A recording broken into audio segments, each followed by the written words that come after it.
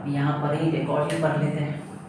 देखो ये भी सर्कल बनाए थे, ये हो गया पॉइंट, ये हो गए हमारे दो tangents.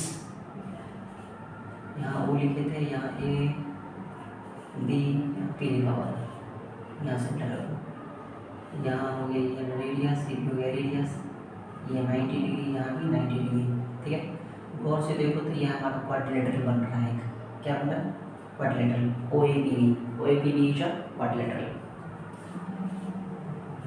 In quadrilateral O A P B में गौर से देखो, चार एंगल है, हम जानते हैं क्वाड्रिलेटरल में चार एंगल का सम कितना होता है? 360, जिसमें से एंगल बी हमको मालूम है 90, एंगल ए मालूम है 90, रिमेनिंग एंगल जो बच गए यहाँ पे पी और यहाँ पे ओ, ये दोनों कितना हमें नहीं मालूम, लेकिन ये मालूम है, ये 90, ये 90, 90, 180। तो एंगल ओ और एंगल पी जो बच गया, ये दोनों एंगल का सम करेंगे, एंगल और एंगल पी का। फिगर में देखो, एंगल और एंगल पी का सम करेंगे तो 180 ही होगा। 180 से ज़्यादा होगा क्या? अगर ये दोनों मिलके 180 हो गया तो रिमेनिंग जो दो एंगल बच गए हैं उस दोनों का सम तो 180 ही होगा ना, तो मैं चारों को मिला करके 360 डिग्री होगा। देखो ये एंगल 90, एंगल 90, तो कौन सा एंगल? एंगल पी और एंगल ओ कितना होगा? 180। जब दो एंगल का सम, ये दो एंगल है ना, जब दो एंगल का सम 180 होता है तो उसे हम क्या कहते हैं? Supplementary angle. तो गौर से देखो, हम ये बोल सकते हैं कि एंगल और angle P are supplementary, angle O का सप्लीमेंट्री पी या फिर एंगल पी का सप्लीमेंट्री ओ। ये एंगल लोन है, ये भी एंगल लोन है, और ये दोनों नोन है कि दोनों का सम 180 होगा। अब इसमें हमको ये मालूम चल जाएगा, तो ये मालूम चल जाएगा, क्वेश्चन यही यहाँ थी, ऐसे फिगर बना दिया जाएगा, यहाँ लिख देगा 120 डिग्री, 1 सेकंड में आंसर। ये ना ये देखेंगे ना ये देखेंगे, मालूम है कि हम जानते हैं इसका और इसका सम 180, ये 120 डिग्री हो जाएगा, तो ये 60 डिग्री हो जाएगा। कभी कभी ये इधर से दिया रहेगा, इधर से, इधर की तरफ से ऐसे, तो कोई दिक्कत नहीं, हम जानते हैं ये 360 डिग्री होगा। ये एंगल दे देगा तुमसे, ये एंगल पूछ देगा। अब तुम सोचो इस एंगल में कोई रिलेशन नहीं, यहाँ मालूम रहेगा 200 डिग्री, पूरे का सम 360 डिग्री होता है कि नहीं? ये मान लो 200 डिग्री इधर बच गया, कितना है? 160। आइए अब ये सम कितना होता है? 180, तो निकल जाएगा कि नहीं? कोई दिक्कत?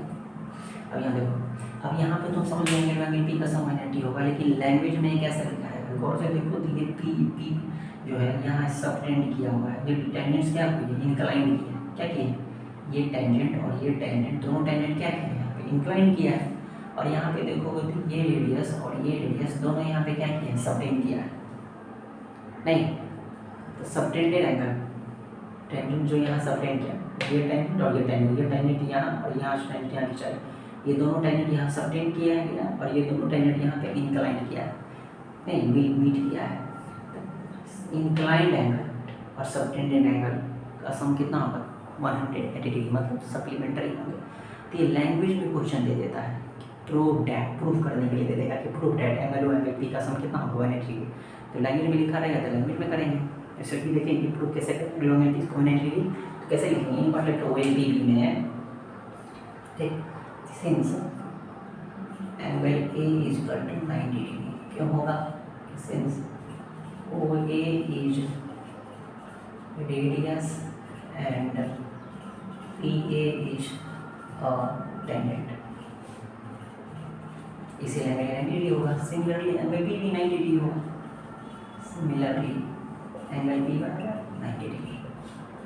हम लोग जानते हैं, अब चारों का रिलेशन के लिखेंगे कि angle O plus angle A plus angle P plus angle B is equal to 360 degree. Angle O तो हमें मालूम नहीं, एंगल A मालूम है 90, एंगल B तो मालूम नहीं, एंगल B भी मालूम है 90, कितना? 360 डिग्री।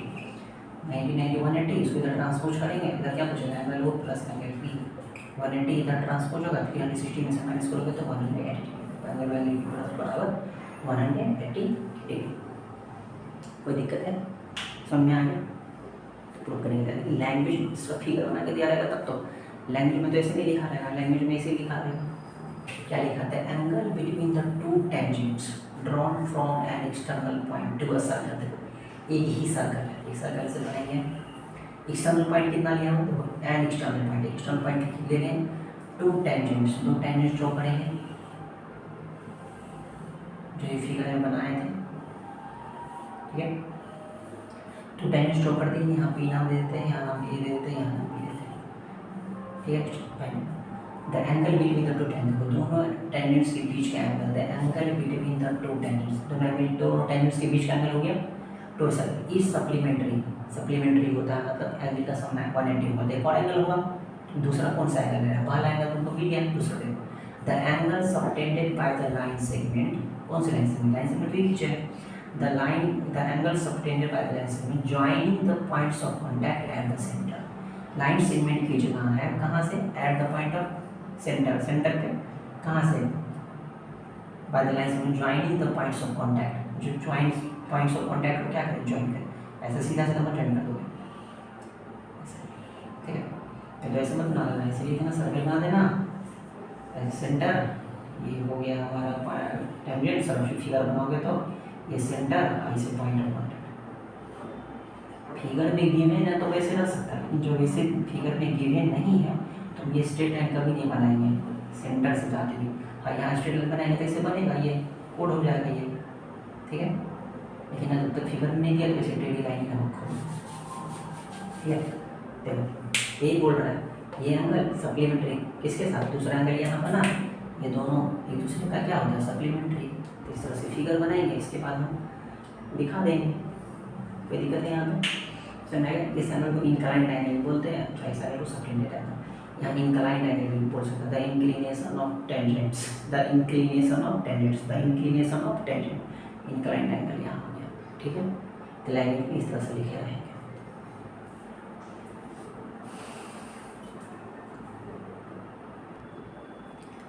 हम लोग बीच बीच में कुछ थोड़ा भी कुछ क्वेश्चंस भी करते जा रहे हैं और पॉइंट्स भी देख रहे हैं, फिर पॉइंट्स देखो। मान लो ये क्या है हमारा कंसेंट्रिक सर्कल हो गया, ये सेंटर हो गया, ओ ये ए बी है लाइन सेगमेंट, ये हमारा रेडियस है, गौर से देखो ये रेडियस छोटे वाले सर्कल का है और ये कोड है बड़े वाले सर्कल के लिए। गौर से देखो तो फोर आउटर सर्कल देखोगे, आउटर सर्कल के लिए for outer circle A B is कोड है, बट फॉर इनर सर्कल के लिए देखोगे तो इनर सर्कल के लिए ए बी टेंजेंट होता है कि टेंजेंट, क्योंकि ए बी जो है इनर सर्कल को सिंगल पॉइंट टच कर दे जाती है तो टेंजेंट होगा। अब तुम जैसे ही देखो अगर ये टेंजेंट है, ए बी टेंजेंट है and O P radius, O P क्या है, रेडियस है छोटे वाले सर्कल की, देयरफॉर ओ पी परपेंडिकुलर होगा कि नहीं ए बी पे।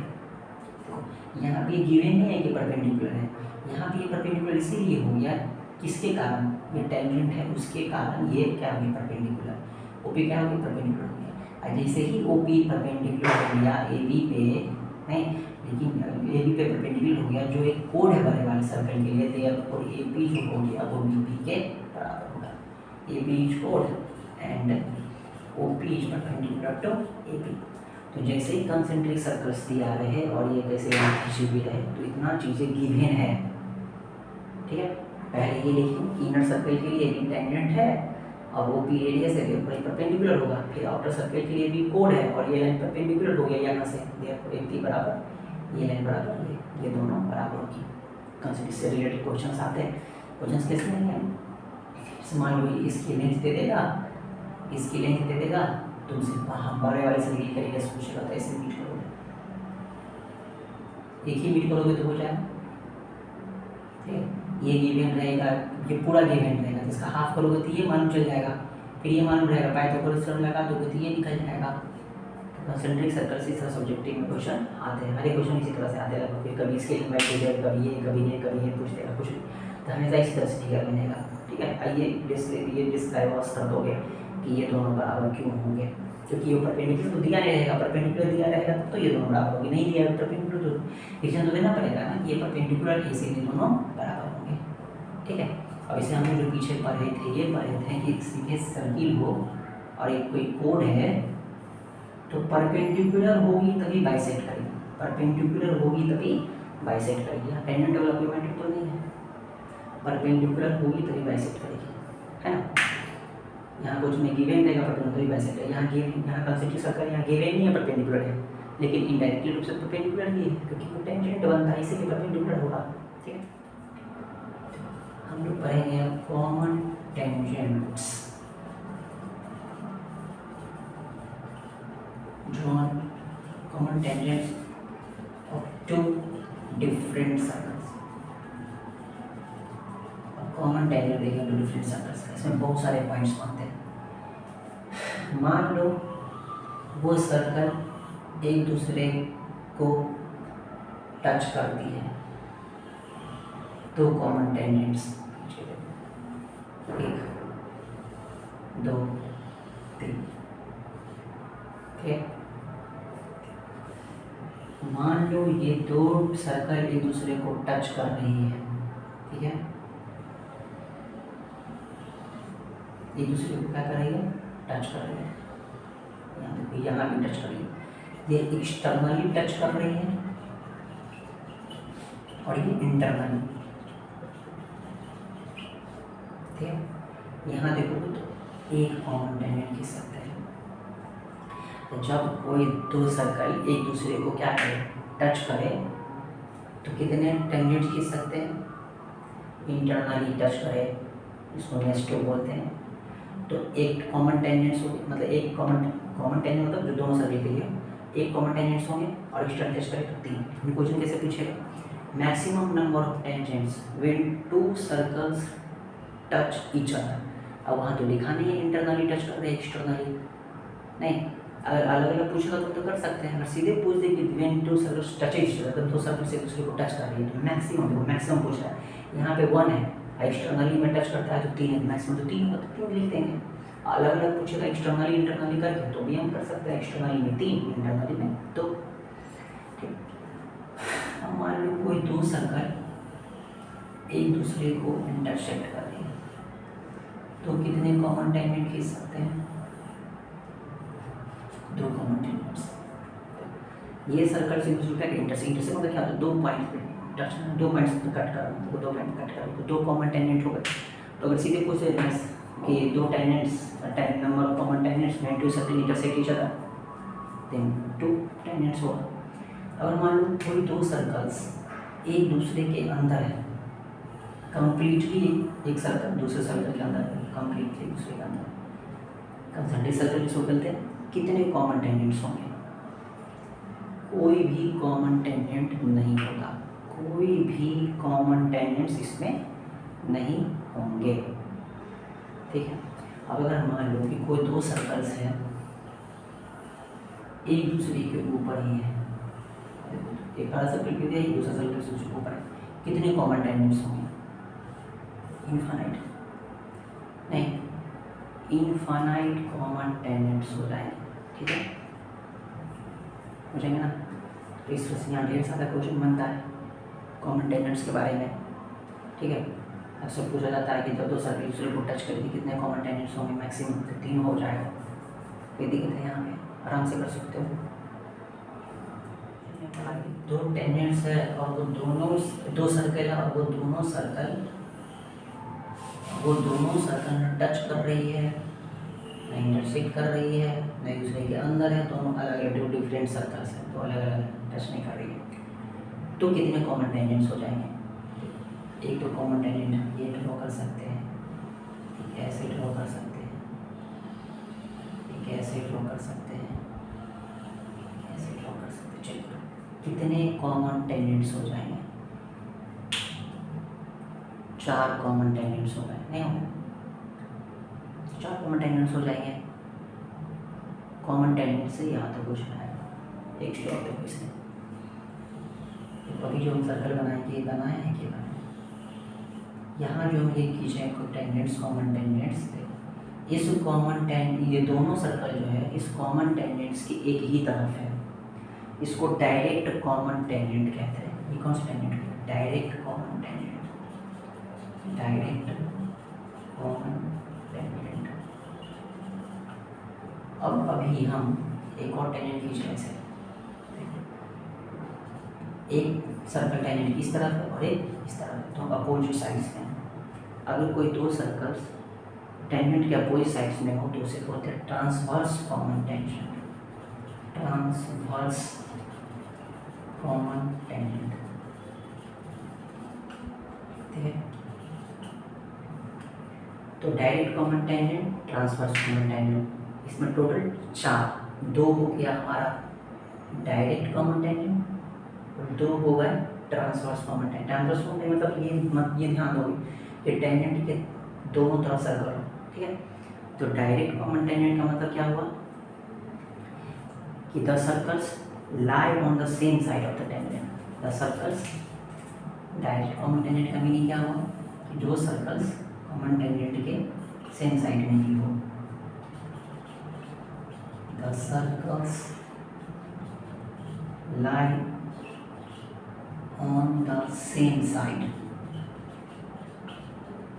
इसमें the circles lie on the opposite sides, circles lie on the opposite side, circles क्या करेगी अपोजिट साइड में लाई करेगी तो उसे हम ट्रांसवर्स टेंजेंट बोलेंगे, और सेम साइड में रहेगी तो डायरेक्ट कॉमन टेंजेंट बोलेंगे। कोई दिक्कत यहाँ तक? द परपेंडिकुलर, परपेंडिकुलर गिवन है eight the point of contact. कहाँ पे परपेंडिकुलर है? पॉइंट ऑफ कांटेक्ट पे। किसके साथ? टेंजेंट के साथ। कहाँ पे? सर्कल में। Passes through the centre. तो उल्टा क्वेश्चन पूछ दिया, बोल रहा है कि कोई सर्कल है, कोई टेंजेंट है, अब इस टेंजेंट पे कोई लाइन परपेंडिकुलर है, कोई लाइन परपेंडिकुलर लाइन हम यहाँ से खींचते हैं, ये लाइन परपेंडिकुलर है टेंजेंट के साथ। अब ये लाइन किससे पास करेगी? सेंटर से पास करेगी। ये क्वेश्चन में बोला गया है कि ये लाइन सेंटर से पास करेगी। ठीक है, अब ये लाइंस, ये मान लो ये टेंजेंट हो गया हमारा एक्स वाई, ये क्या ए पी। अब हमको दिखाना है कि लाइन ए पी जो है वो सेंटर ओ से पास कर रही है। ठीक है, अब ये लाइन परपेंडिकुलर है, ये क्वेश्चन में गिवन है नहीं, मतलब तुमको ये दिखाना है कि वो जो है ये ए पी लाइन तो परपेंडिकुलर है, अब ये लाइन ए पी जो है वो सेंटर से पास कर, वो सेंटर है, ये हमको दिखाना है। मान लो ये सर्किल, ये लाइन जो ए पी है सेंटर से पास ही नहीं कर रही है। कंट्राडिक्शन प्रोसेस से जैसे रियल नंबर से प्रयोग किए थे √3 इरेशनल नंबर है तो मान लेते कि वो इरेशनल नंबर है ही, इरेशनल नंबर है ही नहीं। उसी तरह यहाँ पे ये हम जानते हैं कि सेंटर से पास कर रही है, हम जानते हैं कि √3 इरेशनल नंबर है, तो हम जानते हैं कि ये सेंटर है, वो ये पी लाइन इसी सेंटर से पास कर रही है। मान लेते हैं ये वो सेंटर है ही नहीं, सेंटर है तो कहीं तो सेंटर होगा, तो मान लो यहाँ ओ डैश सर्किल का सेंटर है। हम क्या मान लिए कि let O dash be the center of circle, circle centre मान लो। हम जानते हैं कि O dash सर्कल का सेंटर है, एक्स वाई क्या है? टेंजेंट है। Since X Y is the tangent at the point A, X का टेंजेंट पॉइंट पे, अगर ये ओ डैश जो है सर्किल का सेंटर अगर होगा, सर्किल का सेंटर अगर है और ये टेंजेंट है, इसका मतलब ये वो डैश ए रेडियस होगी और ये टेंजेंट, हम जानते हैं रेडियस और टेंजेंट के बीच कितना टेंजेंट बनता है? 90 टेंजेंट बनेगा। ठीक है, देयरफॉर एंगल ओ डैश ए वाई बराबर 90 डिग्री। क्लियर है? बट क्वेश्चन में गिवन क्या है कि एंगल पी ए वाई बराबर 90 डिग्री। क्वेश्चन में गिवन है कि पी ए वाई 90 डिग्री, लेकिन हमें आ गया यहाँ पे ओ डैश ए वाई 90 डिग्री आया है। तो ये बताओ कि एक ही पॉइंट पर दो अलग अलग पॉइंट से क्या 90 डिग्री बनेंगे? यहाँ से भी 90 डिग्री और यहाँ से भी 90 डिग्री, इसी पॉइंट पे नहीं बने, लेकिन आया तो है। क्वेश्चन में ये दिया 90 डिग्री और ये यहाँ पर 90 डिग्री आ गया, इसका मतलब ये ओ डैश जो है सर्किल का सेंटर है ही नहीं, ये सर्किल का सेंटर है ही नहीं। इसका मतलब इसके साथ भी 90 डिग्री और इसके साथ भी 90 डिग्री कब बनेगा? जब ये लाइन इसी पर ओवरलैप करती हो। ओ डैश ए इसके ऊपर हो, इसके इसी के ऊपर हो, तब यहाँ भी 90, ये भी 90 बनाएगी और ये भी 90 बनाएगी। ये कंट्राडिक्शन हो गया कि यहाँ भी 90, यहाँ भी 90, कंडीशन हो गया कि नहीं। इस कंट्राडिक्शन से हमें ये पता चला कि ये लाइन और ये लाइन क्या करेगी, दोनों एक दूसरे के ऊपर ओवरलैप होगी, कोइंसाइड करेगी, ठीक है। क्योंकि क्वेश्चन में गिवन था ये 90 डिग्री है ना। This contradiction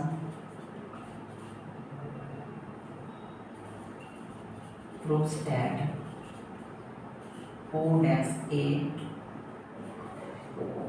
coincide to PA, PA पे coincide करेगी, ठीक है। Therefore that implies O is the center of circle, ठीक, कोई दिक्कत नहीं।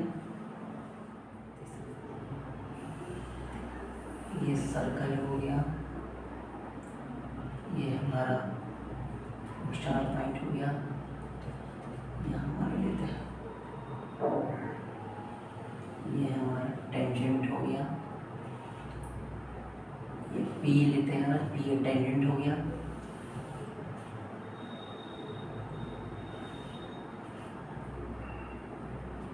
ये पी भी हमारा सेकेंड हो गया, पी भी क्या हो गया, तो भाई दो, ठीक है। पी एक्स सेकेंड है, यहाँ मान लेते हैं क्यू, पी आर, ठीक है। ये सेकेंड है और ये टेंजेंट है, ये इसमें रिलेशनशिप होता है, इसको प्रूफ नहीं करेंगे, याद रखेंगे, यहाँ से कुछ नहीं दोनों के बराबर आता है, बस याद रखेंगे अगर पूछ दिया जाए तो, ठीक है। इसमें ये रिलेशनशिप होता है, टेंजेंट और सेकेंड में ये रिलेशन होता है कि पी ए का square is equal to P R into P Q, ठीक है। पी ए का स्क्वायर और P R into P Q, ये टेंजेंट और सेकेंड के बीच रिलेशनशिप बताता है, इसे टेंजेंट सेकेंड थ्योरम कहते हैं, टेंजेंट सेकेंड थ्योरम।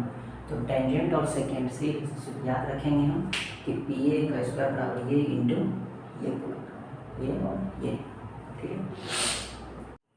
सर्किल हो गया,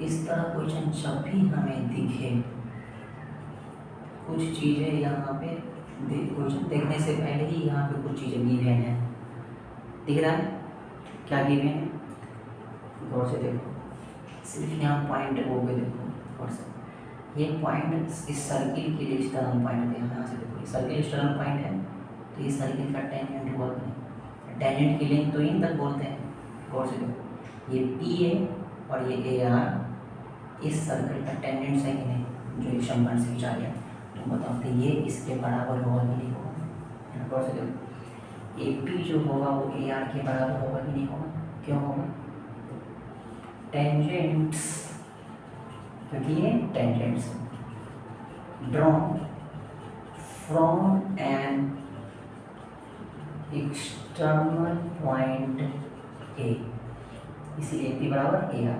सिमिलरली पॉइंट बी देखो, ये और ये बराबर होगा, ये इसके बराबर होगा ही होगा, ये नहीं पता, लेकिन ये इसके बराबर जरूर होगा, इसीलिए देयरफॉर सब में ये नहीं लिखेंगे निशान, देयरफॉर बी पी जो होगा वो बी क्यू के बराबर होगा।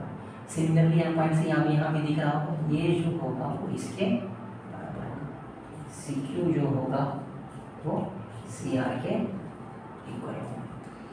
देखो यहाँ क्वेश्चन आप कुछ भी दे प्रूफ करने के लिए, कुछ भी बनाने के लिए, इतना हमारे पास गिवन है नहीं, जैसे मान लो कभी इसकी लंबाई अगर मालूम है तो हमें ये लंबाई पता है, नहीं ये पता है, ये पता है, ये मालूम है, ये पता है, इसमें से कुछ दे देंगे, गाइड कर देगा, कर सकते हैं कि नहीं। तो जैसे ही क्वेश्चन हो तो गिवन हो, कोई डायरेक्टली क्वेश्चन गिवन नहीं रहेगा, क्यों रहेगा गिवन, यहाँ पे प्रॉपर्टीज होती है उसके अनुसार तो ये बराबर होगा ही, तो इतना हमें पता होना चाहिए, तो क्वेश्चन बनाएंगे उसमें यूज आएगा, ठीक है। ए बी सी डी एक साइक्लिक पार्ट ले रहे हैं, साइक्लिक क्वाड्रिलेटरल, ये भी 9th क्लास में पढ़े थे हम। ऑल द वर्टिसेज, किसका, क्वाड्रिलेटरल का, all the vertices lie on the circle. अगर किसी क्वाड्रिलेटरल के सभी वर्टिसेज, कितने 4 ही वर्टिसेज होता है ना, सर्कल पे लाई करेगी तो हम उसे क्या कहेंगे, साइक्लिक क्वाड्रिलेटरल कहेंगे। ठीक है, यहाँ भी ध्यान से देखोगे तो एक्सटर्नल पॉइंट है ए एस, ए पी क्या होगा पता, ये और ये बराबर होगा। सिमिलरली देखो ये पॉइंट भी एक्सटर्नल पॉइंट है तो बी पी और बी क्यू क्या होगा, बराबर, ये दोनों बराबर होगा। यहाँ गौर से देखोगे तो ए पी जो होगा वो किसके बराबर होगा, ए एस के बराबर होगा, ए पी ए एस के बराबर होगा। ठीक है, गौर से देखो यहाँ पे फिर से बी एक्सटर्नल पॉइंट है तो यहाँ बी पी जो होगा वो बी क्यू के बराबर होगा। सिमिलरली यहाँ देखो ये वाला इसके बराबर होगा, तो एक्सटर्नल पॉइंट है इसलिए ये बराबर ये है।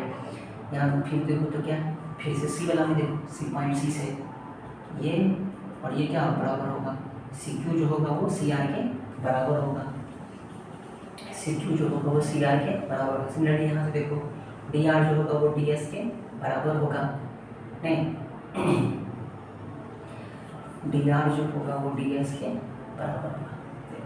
ये जैसे ही साइक्लिक क्वाड्रिलेटरल दिया है इतना चीज़ हमारे पास गिवन है, ये इसके बराबर, ये इसके बराबर, ये इसके बराबर, ये इसके बराबर। ठीक, अब एक बार कौन करो कि अगर इस सबको हम ऐड कर दें, 4 इक्वेशन मिले, 4 इक्वेशन को अगर हम ऐड कर दें, इसको एक साथ में ऐड कर दें, इसको एक साथ में ऐड कर दें, तो ए पी और बी पी को ऐड करोगे तो क्या आएगा, A B plus C R और डी आर को प्लस करेंगे, सी आर और डी आर को तो क्या है, सी डी। इधर अगर हम ऐड करें ए एस और डी एस को, ए एस को किसके साथ, डी एस के साथ, अगर ए एस डी एस के साथ ऐड होगा तो क्या बन जाएगा, ए डी, और इधर बी क्यू और सी क्यू ऐड होगा, बी क्यू और सी क्यू तो क्या बन जाएगा, बी सी। अगर हम 4 इक्वेशन को अगर हम ऐड करें तो क्या है, ए बी जोड़ C D is equal to A D बराबर बी सी। तो जैसे ही साइक्लिक क्वाड्रिलेटरल, यहाँ क्वाड्रिलेटरल लिखा हुआ है, ऐसा नहीं लिखा कि पैरेललोग्राम है या रोम्बस, सिर्फ क्वाड्रिलेटरल है। क्वाड्रिलेटरल है, अगर कोई साइक्लिक क्वाड्रिलेटरल रहेगा तो उसमें ये रिलेशनशिप ऑलरेडी हो गया कि नहीं, क्या कि अपोजिट साइड्स का सम, देखो ए बी और सी डी का सम बी सी और ए डी के सम के बराबर होता है। अपोजिट साइड्स के सम क्या होते हैं, अपोजिट साइड्स के सम इक्वल होते हैं, ये बराबर ये और ये बराबर। जब ये चीज़ क्वाड्रिलेटरल में होता है तो पैरेललोग्राम में भी होगा, रोम्बस में भी सम होगा, क्योंकि पैरेललोग्राम और रोम्बस सभी क्वाड्रिलेटरल है। ठीक है, तो ये प्लस ये बराबर ये बराबर ये। ठीक, तो अगर ये भी प्रूफ करेंगे, क्वेश्चन आती प्रूफ है ये बराबर ये सीधे डायरेक्ट सॉल्व कर लेंगे। इस तरह से लिखेंगे, आप क्वेश्चन जोड़ देंगे, लिखेंगे एक चीज और। जब हम लिख रहे थे ना ए पी और बी पी, देखो यहाँ पे ए पी बराबर ऐसे, यहाँ बी पी बराबर बी क्यू है, हम ऐसे भी तो लिख सकते थे, बी क्यू इधर लिख देते हैं, बी पी इधर लिख देते हैं, बी क्यू इधर लिख देते हैं, बी पी इधर लिख देते हैं, तब तो इधर पी बी पी नहीं आता। लेकिन जब हम कर रहे थे तो अपने दिमाग में रखे हुए थे माइंड में इसको आगे क्या करना है, आगे तुमको जानते थे सबको प्लस करना, तुमको ही पता आगे प्लस करना है सबको। तुम जब ये दोनों बराबर लिखोगे तो गौर करोगे, जब ए पी जिधर लिखना उधर ही बी पी लिखना, जिधर ए पी रहेगा उधर ही बी पी रहेगा। जैसे मान लो पहला अगर लिख दिए, फर्स्ट में लिख दिए कि ए पी बराबर ए एस, लिख के रखिए, कोई फर्स्ट में कुछ नहीं सोचना है, ए पी बराबर एस लिखिए। दूसरा जब पॉइंट बी ले रहे हैं तो बी पी और बी क्यू लिखेंगे ना, तो ऐसा मतलब बी क्यू इधर लिखेंगे। हम ये देखेंगे ए पी अगर इस तरफ लिखा हुआ है तो बी पी इधर होना चाहिए। सिमिलरली आगे तुमको सी क्यू सी आर लिखना है तो सी क्यू उधर लिखेंगे इधर बी क्यू लिखते, बी क्यू इधर था इसलिए सी क्यू भी इधर लिखते हैं। फिर आगे देखो डी आर और डी एस में, डी आर और डी एस में डी आर उधर ही लिखेंगे इधर सी आर है, ताकि दोनों को ऐड करेंगे तो पूरा बन जाएगा। तो सी आर इधर था इसलिए हम डी आर इधर लिख दिया, डी एस इधर लिख दिए, डी आर इधर लिख दिया तो बच गया उधर लिखेंगे, ऐसा नहीं डी एस इधर लिख देंगे तो भी कोई दिक्कत नहीं होगा। लेकिन जब ऐड करेंगे तो फिर से अरेंज करना पड़ेगा, जैसे हम फर्स्ट टाइम भी लिखेंगे तो अरेंज करके ही लिख देंगे। तो जब भी अगर क्वेश्चन में इस तरह से पर्टिकुलर लिखा हुआ है तो इतना हमारे पास गिवन है। एक क्वेश्चन है तो इसमें यही रहता है प्रूफ करने के लिए, किसी क्वेश्चन में से आगे रहेगा, लेकिन जब भी ऐसा साइक्लिक क्वाड्रेटिक रहेगा तुम समझेंगे इतना हमारे पास गिवन है, इतना हमें नोन है, इतना हमें पता है। ठीक, अब क्वेश्चंस बना के प्रैक्टिस करोगे एनसीईआरटी का, हो सके तो एनसीईआरटी एग्जाम्पलर का भी कुछ क्वेश्चन और कुछ क्वेश्चन यहाँ भी कराएंगे। इतना इंट्रोडक्शन का पार्ट देखने के बाद ही बुक बनाने की कोशिश करोगे। ठीक है।